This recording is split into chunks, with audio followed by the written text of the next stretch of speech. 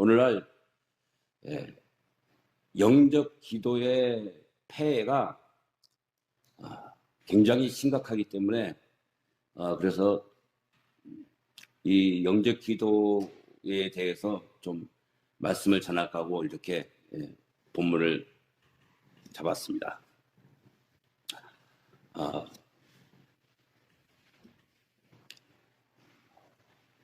사도들이나 혹은 19세기, 18세기, 19세기 위대한 목사님들이나 혹은 천주교, 동방정교 할 것 없이 이 영적 기도를 시도한 사람이 없었습니다. 그런데 20세기부터 개신교에서 이 영적 기도가 시작되었다고 그렇게 저는 추정을 합니다. 지금 개신교에서만 이 영적 기도를 하는 것이지 천주교나 동방정교에서는 이 영적 기도를 하지 않습니다. 이 영적 기도는 성령님으로부터 나온 것이 아닙니다. 왜냐하면 성령 하나님께서 이런 폐해가 큰 그런 의식을 제정하실 리가 없기 때문입니다. 이것은 마귀로부터 나온 것입니다. 성경에서는 누가 믿음을 결심하고 그 결심을 하면은 그 사람에게 세례를 베풀었지 영적 기도를 시키지 않았습니다. 그런데 언제부턴가 아마 20세기 들어와서 제가 생각하기는 조이교의 목사님 그분이 상당히 제가 오살리 기도 가면은 시간마다 꼭 이 영적 기도를 시켰어요. 근데 그 전부터 아마 시작이 됐을 거라고 생각하는데 이거는 넓은 길과 넓은 문을 좋아하는 사람들이 이것을 시작한 것이라고 그렇게 생각이 되어집니다. 어떤 사람들은 영적 기도를 통해서 예수님을 영접한다고 합니다. 그런데 그래서 영적 기도를 하면은 구원을 받는다는 거죠. 그런데 영적 기도는 영접이 아닙니다. 영접은 어떻게 하죠? 예수님을 영접 어떻게 하는 거죠? 여기 본문에 써 있어요. 한번 읽어볼까요? 자, 1장 12절입니다. 시작. 영접하는 자, 곧 그 이름을 믿는 자들. 영접하는 자, 곧 그 이름을 믿는 자. 믿음이 예수님을 영접하는 것입니다. 그런데 이 믿는 자라는 말은 계속해서 믿음을 유지하고 있는 상태다, 그런 의미입니다. 그리고 이 영접이라는 말은 헬라어로 람바노라는 말인데요. 이것은 어떤 일시적인 사건이나 형식을 말하는 것이 아닙니다. 이 영접과 믿는 사람과 예수님과의 관계는 결혼관계라고, 혼인관계라고 말을 할 수 있죠. 그런데 이 영접이 이런 혼인관계와 아주 유사한 의미를 가지고 있습니다. 결혼식과 결혼 생활은 다른 것이죠. 결혼식은 과거에 어떤 한 시점에 발생한 일을 말하는 것이고, 결혼 생활은 그 시점부터 계속 이어지는 생활을 말하는 것이죠. 그런데 이 영접이라는 말은 바로 그런 말이에요. 과거의 한 시점에 어떤 사건을 그것까지 이제 포함을 하겠지만, 그런 영접을 한 순간부터 계속해서 어제도 영접한 상태고 오늘도 영접한 상태고 계속 이어지는 그런 것을 말하는 것입니다. 영접이라는 것은. 예. 그래서 이거는 로마서에 보면은 돌 감람나무와 참 감람나무 가지의 비유가 나오는데, 돌 감람나무 가지가 그 본체로부터 싹둑 잘려져서 참 감람나무에 접붙임을 받는 것이죠. 이 접붙임을 받는 순간은 결혼식하고 같은 거예요. 예수님을 영접하는 제일 처음에 영접하는 순간과 같은 거예요. 그런데 그 이후에 접붙임을 받은 이후로 계속해서 뿌리로부터 진액이 올라오고 그 진액을 받아서 향감람나무 열매를 맺잖아요. 그것은 신랑이신 예수님과 신부인 우리의 그 혼인 관계를 의미한다고 볼 수 있습니다. 계속해서 영접을 한순간에 했었고 계속해서 영접이 돼 있는 상태를 유지하고 있는 것, 그것이 영접이라는 의미입니다. 근데 그 전통적인 경우에 우리가 그 결혼을 하면은 신부는 신랑에게 자기의 생활하는 모든 것을 다 의지하지 않습니까? 과거에는 뭐 지금은 이제 맞벌이가 이제 그 대세가 됐는데 저 자랄 때만 해도 남자는 밖에 나가서 열심히 일해서 돈을 벌고 그다음에 뭐 봉투째로 갖다가 부인한테 갖다 주면은 그 부인은 그 신랑이 공급하는 것을 가지고 생활을 해나가지 않습니까? 그래서 우리는 예수님의 신부가 되고 예수님은 우리의 그 영적 생활에 필요한 그런 모든 에너지를 공급하는 것과 같은 것입니다. 그래서 이것은 아까 말씀드렸다시피 돌 감람나무와 창 감람나무의 비유처럼 말이죠. 그것과 같은 거예요. 그런데 예수님이 교인들에게 모든 것을 다 주시는데 가령 말이죠. 우리가 예수님을 영접하지 않은 상태에서도 내가 예수님과 혼인관계가 아직 안 돼 있는 그런 상태에서도 예수님은 모든 것을 다 주십니다.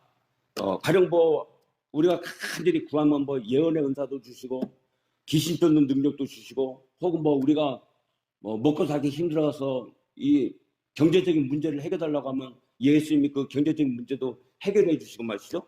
이런 건 모든 것을 다 공급을 해 주시는데 유일하게 하나 공급을 하시지 않는 게 있어요. 그게 뭘까요?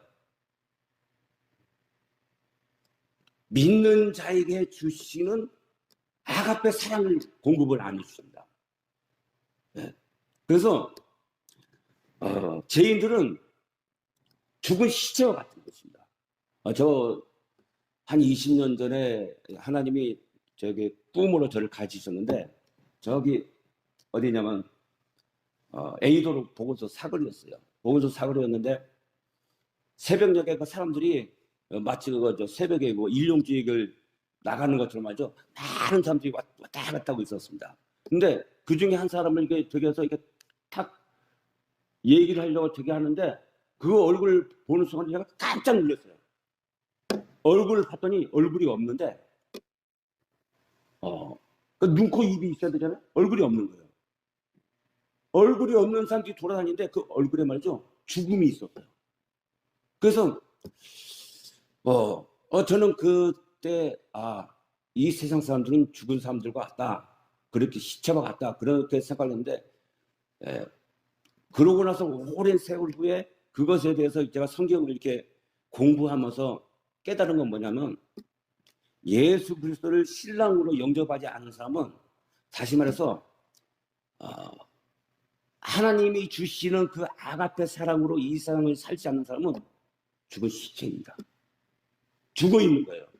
육체는 살아있는데 그러니까 우리 육체에 영혼이 없으면 그 시체라고 하잖아요.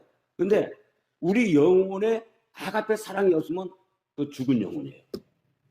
그 죽은 행실이라는 것은 사랑의 동기에서 나오지 않는 그런 행위들을 죽은 행실이라고 하는 것입니다.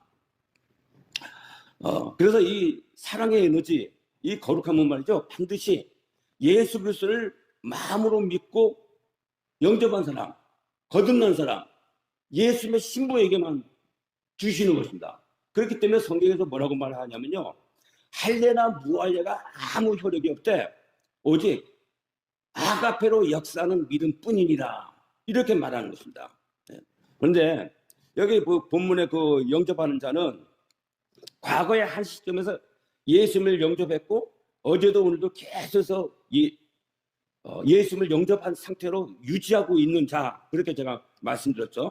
다시 말해서 하나님의 아들을 계속해서 믿고 있는 자는 하나님의 자녀가 되었고 지금도 계속해서 하나님의 자녀가 되는 권세를 유지하고 있는 상태다.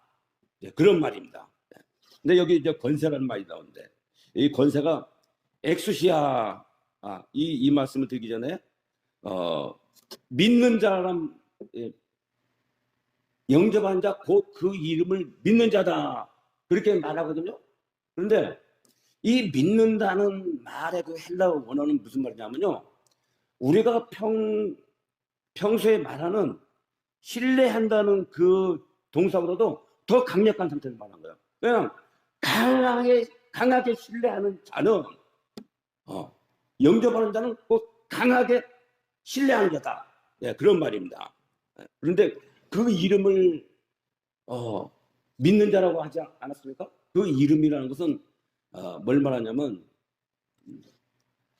구약 성경에 보면 그 여호와의 이름 뭐 이런 이 이름이라는 말이 이제 가끔씩 나오는데 그 말은 뭐냐면 여호와의 성품, 여호와의 속성, 여호와의 영광 이런 말입니다. 그렇기 때문에 그 시편의 23편에 보면 말이죠. 자기 이름을 위하여 의의 길로 우리를 인도하신도다. 그렇게 말씀하시거든요. 자기 이름을 위하여 의의 길로 인도하신다. 이런 이 말씀을 오해하는 사람들은 하나님은 아주 이기적이다. 그런 오해를 할 수가 있어요. 근데 그 말은 무슨 말이냐면 하나님의 그 사랑의 속성을 훼손시키지 않기 위해서 자기 이름을 위하여 의의 길로 인도하신다. 그러니까 이름이라는 것은 하나님의 속성, 영광, 성품 이걸 말하는 것입니다. 그렇기 때문에 영접한 자 곧 그 이름을 믿는 자라는 말은 영접을 하는데 예수 그리스도의 그 영광스러운 그 하나님의 속성과 하나님의 성품을 믿는 자 이런 말이에요. 그런 사람은 하나님의 자녀가 되는 권세를 받았다. 근데 이 권세란 말이 뭔가 엄청난 특권을 의미하는 것입니다. 약간의 그 권리라면은 그 권세라는 말이 어울리지 않기 때문이죠. 그러나 만약 어떤 사람이 왕의 아들이 됐어요. 왕의 아들이 되면요, 누가 그 사람을 건드릴 수 있겠습니까? 그러니까 과거에 조선시대 때 말이죠, 왕자의 말을 거역한다든지 그런 경우에는요, 단칼에 목을 베어버렸어요. 그러니까 이거는 뭐 나쁜 예화인데 어쨌든 그 왕의 자녀가 된다는 것은 엄청난 특권을 유지하는 것입니다. 그렇기 때문에 그렇다면 그래서 요한일서에 보면 말이죠. 하나님께서 나신 자가 저를 지키심에 악한 자가 저를 만지도 못하느니라 이렇게 말하고 있습니다. 성령 하나님이 그를 지키시기 때문에 악한 자가 이 악령을 말하는 거죠. 악령이 그를 건드리지도 못한다. 과거에 제가 그 서울 신길동에 살고 있었는데 그 신길동 우리 형님 집에 제가 동거하고 있었어요. 근데 그 밑에 반지하에 성락교회를 다니는 아주 신실한 집사님이 한 분 계셨습니다. 그 여자 집사님이 하고 처음에 제가 교회 나갈 때쯤 해가지고 그분하고 신앙적인 얘기를 많이 들었어요. 그래서 이제 좀 그분에게 이제 전도를 받았죠. 근데 그분이 하는 얘기가 뭐냐면 길거리를 가다가 그 귀신 들린 사람들 있죠. 귀신 들린 사람이 자기를 딱 봤는데 그 사람이 자기 눈을 쳐다보는 순간에 깜짝 놀라가지고 막 도망을 치더래요. 그러니까 그 귀신 들린 사람은 그분의 그 눈 동자를 통해서 성령 하나님을 보고 하나님을 보고서 도망을 친 것입니다. 근데 그 이후에 제가 신앙생활을 하면서 목사님 대한수도원 아시죠? 예, 대한수도원에 대한수도원에서 파생된 그 대방재단이라고 있습니다. 예, 저하고 우리 김권사하고 거기를 조금 다녔었는데 거기를 갔는데 그 여자 전도사님이 매일 다른 사람이 나와서 이렇게 설교를 해요. 근데 그 여자 전도사님이 설교를 하시는데 뭐라고 설교하냐면 그 귀신 들린 사람 얘기를 하는 거야. 귀신 들린 사람을 앞에다 놓고서 목사님 그리고 뭐 전도사님 그리고 거기 뭐 구역회 회원들 뭐 집사님들 권사님들 이렇게 다 모셔놓고서 앞에다 귀신 들린 사람을 놓고 그래서 저기 이제 예배를 시작하려고 하는데 그 귀신 들린 사람이 뭐라고 말하냐면 얼굴에 정색을 하면서 딱 그러더래요. 여기서 성령 받은 사람이 기도해. 기도를 하려고 하니까 그 귀신이 아는 거예요. 이 사람들이 성령을 받았는지 받지 못했는지 그걸 아는 거예요. 그러니까 제가 생각할 때는 그분들이 말이죠. 종의 영을 받았다. 아들이 되는 하나님의 자녀가 되는 권세를 받았다고 했잖아요. 그 정도의 성령을 받은 게 아니고 종의 영의 성령을 받았다. 저는 그렇게 판단하는 것이죠. 근데 그분은 그것이 자기들이 그런 상태라는 것을 모르는 것 같았어요. 그런데 이 믿지 않는 사람들에게는 말이죠. 마귀가 역사합니다. 그러니까 보기에 저분 참 신실해 보인다 할지라도 그가 하나님의 자녀가 된 하나님의 자녀의 권세가 없으면요. 그 사람은 마귀가 역사해요. 그래서 백마귀와 흑마귀가 있는데 신자 비신자 할 것 없이 말이죠. 그 대부분의 사람들은 흑마귀의 영향을 받습니다. 그런데 신학자나 목회자나 성직자나 혹은 율법주의자들 이런 사람들은요. 백마귀의 역사를 받습니다. 천주교는 율법주의죠. 백마귀가 역사합니다. 흑마귀가 역사하지 않는다는 건 아니에요. 개신교 대부분은 반율법주의 혹은 무율법주의입니다. 그분들이 자기 스스로를 밝힐 때에는 우리는 율법 무용론을 말하지 않는다 이렇게 말을 하는데 과거에 이제 그런 분이 있었어요. 그 전도사님이 이렇게 하면 율법 무용론이다 이거예요. 근데 제가 그분의 말을 잘 곰곰이 이렇게 씹어보면 말이죠. 어느 정도까지를 이 율법 무용론의 범주에 넣고 그 다음에 이 범주는 그걸 계산하지 않는 거예요. 그래서 이분이 말로는 율법 무용론을 배격하는데 실제적으로는 율법 무용론에 속해 있구나. 이제 그런 생각을 제가 가지게 됩니다. 그런데 그 개신교 대부분은 말이죠. 반율법주의고 무율법주의입니다. 그래서 내가 어떻게 살든지 뭔 짓을 하든지 예수님이 죗값을 다 치렀기 때문에 천국에 갈 수 있다는 거예요. 하나님이 묻지도 않고 따지도 않고 천국에 보내준다는 거예요. 이게 그 개신교 신자들 중에서 상당수가 이제 그런 말을 하는 것이죠.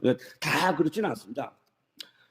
그래서 개신교 신자들은 흑마귀의 그 충동을 받는데 다시 말해서 흑마귀는 우리가 비난받아 마땅한 그런 죄를 짓도록 영향력을 행사한다는 거예요. 그러나 그 부도덕한 그 신학자들 있지 않습니까? 부도덕한 신학자는 백마귀와 흑마귀 둘 다에게 영향을 받아요. 그래서 흑마귀로부터는 부도덕한 그 죄의 충동을 받아서 말이죠. 어떤 간음을 행하기도 하고 큰 혈기에 빠지기도 하고 말이죠. 그리고 한편으로 또 백마귀로부터는 오염된 신학 이론을 영향을 받는 것, 그런 영감을 받는 것입니다. 그렇기 때문에 율법 무용론이나 형벌 대속론이나 혹은 영적 기도론이나 이렇게 구원을 받지 못하게 만드는 그런 신학 이론은요, 백마귀의 영감을 받은 신학자가 퍼뜨리는 것이고, 그리고 그런 이론을 전하는 사람은 마귀의 일꾼이 되는 것입니다. 어쨌든 죄인들은 마귀의 영향력 아래에서 죄를 짓고, 그래서 성경은 말하기를 죄를 짓는 자는 마귀에게 속하나니 마귀는 처음부터 범죄함이니라 라고 말을 하는 것입니다. 그렇기 때문에 죄인들은요 항상 죄 아래 있습니다. 항상 죄 아래 있어요. 보기에 경건해 보이는데 인간의 눈으로 판단할 때는 저 사람 참 경건하다 그렇게 판단을 내리는데 하나님의 그 기준은 다른 거예요. 이걸 또 얘기하면 또 더 많이 길어질 것 같아서 그래서 죄인들은 말이죠 큰 죄를 행하든지 그렇지 않으면은 그보다 못한 죄를 선택하든지 그러니까 더 큰 악보다는 덜한 악을 선택하면서 사는 사람이 바로 죄인들이고, 그래서 성경은 뭐라고 말하느냐? 어둠이라고 말하는 것입니다. 예. 예. 자, 그렇다면 예수 그리스도를 영접한 자는 하나님의 자녀가 되는 권세를 받았는데, 그럼 무슨 권세를 누립니까? 그것은 의와 평강과 희락의 하나님 나라의 특권을 누리게 되는 것입니다. 이 의라는 것은 마치 내가 죄를 한 번도 짓지 않은 것처럼 그렇게 하나님으로부터 대우를 받는 거예요. 하나님께서 요구하시는 계명을 다 행한 예수님인 것처럼 그런 대우를 받는 것이, 그것이 의이고, 또 그렇게 대우를 받을 뿐만 아니라 또한 하나님께서 주시는 그 계속해서 공급해 주시는 아가페 사랑의 그 에너지로 인해서 말이죠, 항상 하나님을 온 마음을 다해서 사랑하고 이것을 내 몸처럼 사랑하게 됩니다. 이것이 의예요. 이 의인데, 이것이 의인데, 이런 의를 가진 사람은요, 양심의 가책을 받지 않습니다. 여러분이 이 양심의 가책을 받지 않는다는 게 어느 정도의 의미인지 여러분 그걸 실감을 못 하실 거예요. 이 양심의 가책을 받지 않는다는 것은 어떤 사람이 그 양심의 가책이 어느 정도 크냐에 따라서 그것이 얼마나 큰 특권인지를 그걸 가늠할 수가 있습니다. 이렇게 비유를 들까요? 제가 중학교 1학년 때인가 2학년 때인가 집에서 그 쌀을 사오라고 했어요. 밤에. 그래서 쌀 2포대인가 세 포대인지 모르겠어요. 아마 20kg짜리였던 것 같은데 3포대였던 것 같아요. 3포대. 중학생이 쌀 20kg짜리 3포대를 이렇게 쌀집에 갔더니 거기 마침 배달할 사람이 없는 거예요. 그래서 그럼 제가 가져가겠다고. 그래서 제가 그걸 들고 오는데 집까지 꽤 멀어요. 저기 그 쌀집에서 이거 보내도 될까? 그럼 저기 하면서 주저하면서 내가 가져가겠다고 하니까는 뭐 그냥 그래 가져가라고 해서 가져왔어요. 근데 그걸 들고 메고 가는데 후회에 보통 후회를 한 게 아니에요. 내가 이거 너무 무지하고 내가 너무 어리석었구나. 그걸 메고 가는데 얼마나 힘든지. 근데 그걸 중간에 내려놓을 수가 없는 거예요. 길에다 내려놓고 하나씩 들고 가면 좋죠. 근데 내려놓을 수가 있어야지. 없어지면 그거 어떡해. 그래서 정말 온 힘을 다해서 낑낑대면서 집에까지 갔어요. 집에 가가지고 그걸 내려놓는데 우리 형님이랑 형수님이 어떻게 이걸 들고 왔냐고 깜짝 놀라는 거야. 근데 그걸 다 내려놓는 순간에 이 어깨가 누리는 그 해방감, 그게 그렇게 좋더라고요. 그런데 인간이 하나님으로부터 그 죄의 심각성을 알고 죄의 확신을 받은 사람이 그 죄의 무게를 다 내려놓을 때 누리는 그 해방감, 그렇게 얘기를 할 수 있겠습니다. 그래서 이 죄책감에서 해방을 받는 것이 엄청나게 큰 은혜라는 거죠. 그리고 이 의뿐만 아니라 또한 세상이 알지 못하는 평강을 하나님으로부터 공급을 받습니다. 이 중에는 하나님께서 주신 평강을 맛본 사람들이 계실 거예요. 이 평강이나 희락은 하나님의 자녀가 아니라도 조금씩 하나님이 맛보기로 이게 공급을 해주시는 것 같아요. 꼭 저 사람에게는 지금 평강이 필요하다. 그런 경우에, 그러니까 하나님의 자녀가 되는 사람은 항상 평강을 공급을 받는데, 아직 하나님의 자녀에 들어가지 못하고 종의 영의 상태에 있는 사람들에게는 가끔씩 필요할 때 하나님이 평강을 주신다는 거죠. 그래서 집사님 저번에 수술 받으셨죠? 그때 평강을 맛보셨습니까? 예. 제가 이번에 수술을 받는데, 다리 수술 받잖아요. 다리 수술을 받는데 입원실에서 수술실로 가는 거예요. 침대를 밀고 가는 거예요. 그런데 마음의 평강이 오니까 말이죠, 하나도 걱정이 안 되는 거예요. 그래서 제가 산성을 하면은 사람들이 미쳤다고 할까봐 그냥 콧노래를 불렀습니다. 근데 나만 이렇게 들릴 정도로 나 어느 곳에 있던지 늘 마음이 편하다.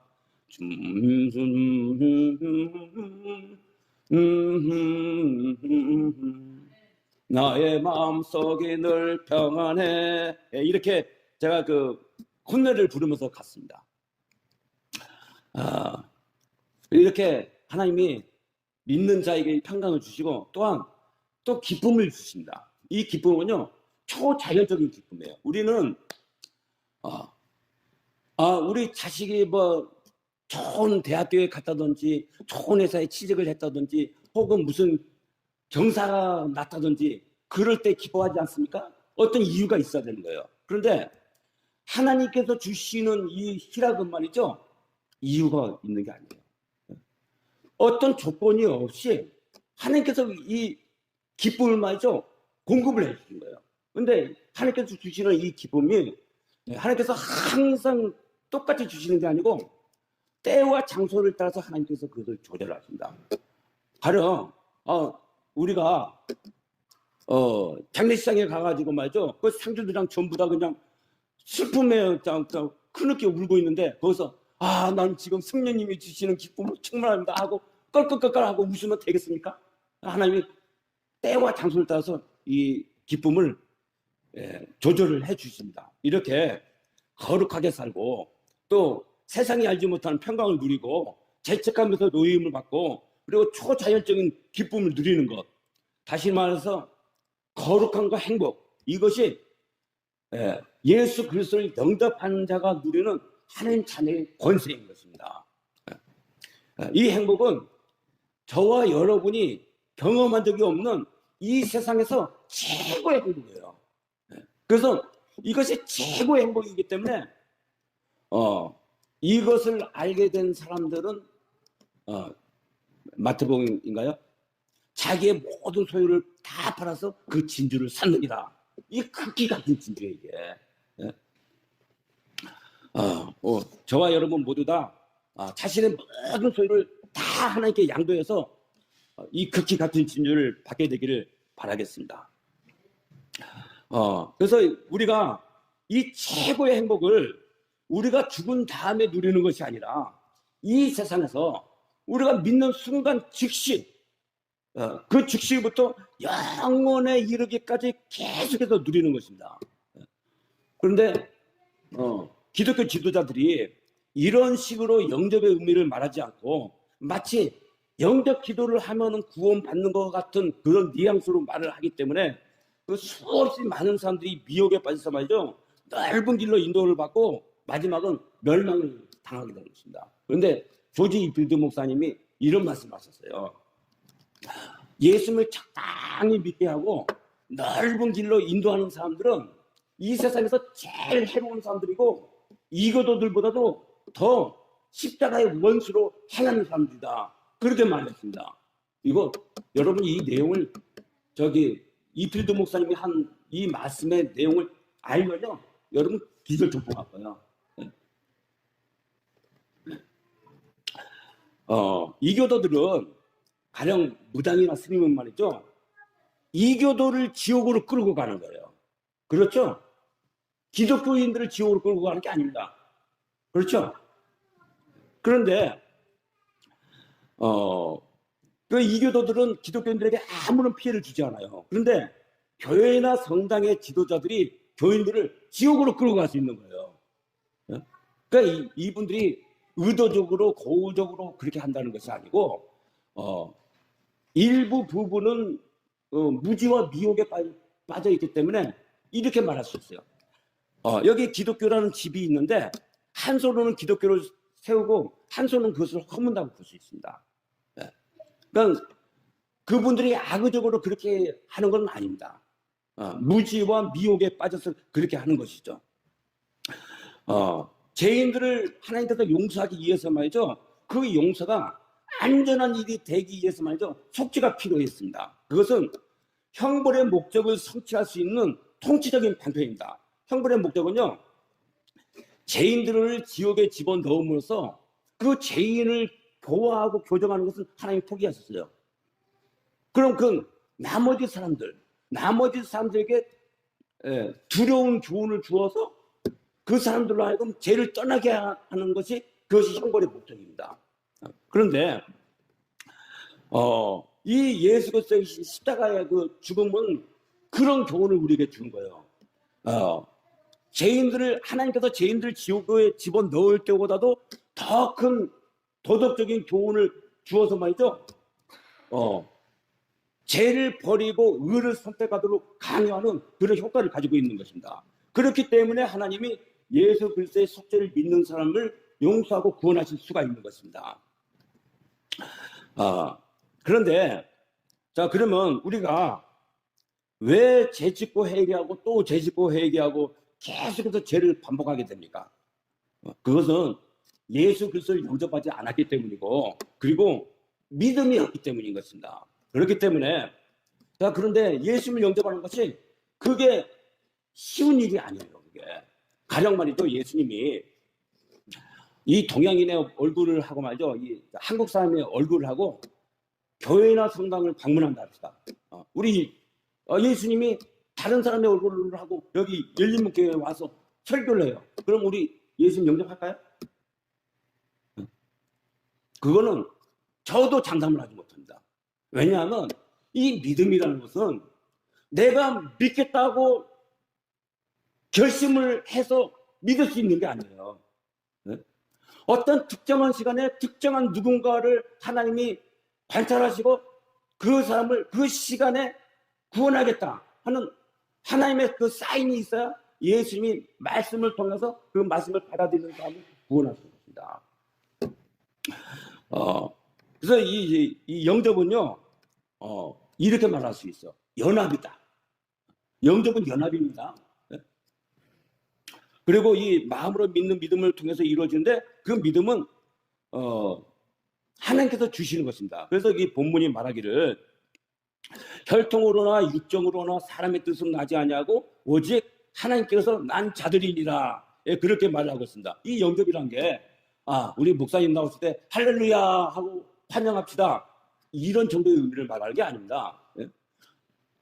나의 모든 것을 다 하나님께 양도하고 전인격적으로 연합하는 거예요, 예수님하고. 그게 영접이에요. 그렇기 때문에 내 마음대로 그렇게 할 수 있는 것이 아닌 것입니다.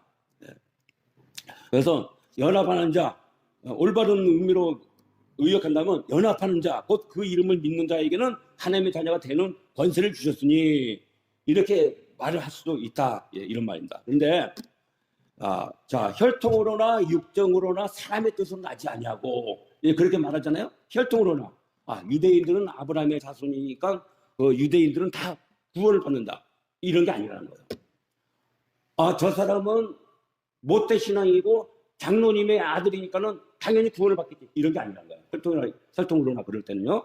그러면 육정으로나, 육정이라는 말은 육체적인 욕망이라는 뜻인데, 성령님의 뜻에 거슬리는 어떤 그 육체적인 욕구, 가령 이기심 가운데 살면서 천국은 가고 싶고, 이런 욕구로 예수를 영접할 수 없다, 이런 말입니다. 또 그러면 사람의 뜻으로 나지 아니하고, 그렇게 말하잖아요. 사람의 뜻이라는 것은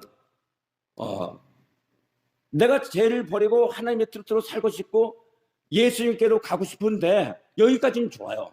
여기까지는 좋은데 그 사람이 인간의 이성적인 노력, 수양, 다시 말해서 자기 본성에서 나오는 어떤 능력으로 예수님을 영접할 수 없다는 거예요.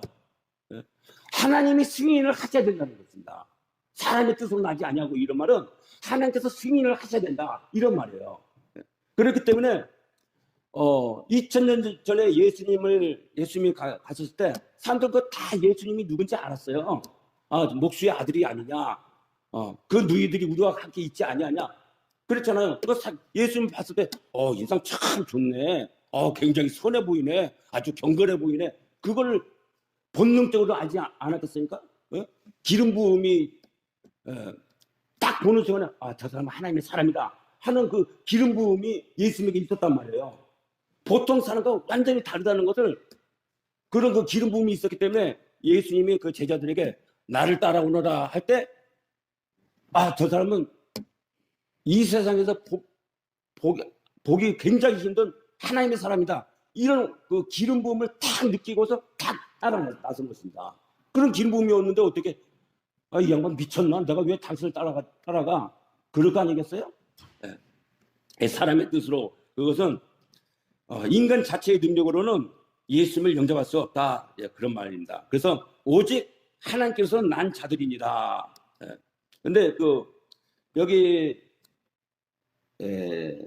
11, 여기 9절에 보면 참빛, 그 세상에 와서 각 사람에게 비추는 빛이 있었나니 이렇게 말하거든요. 근데 이 참빛이라고 했습니다.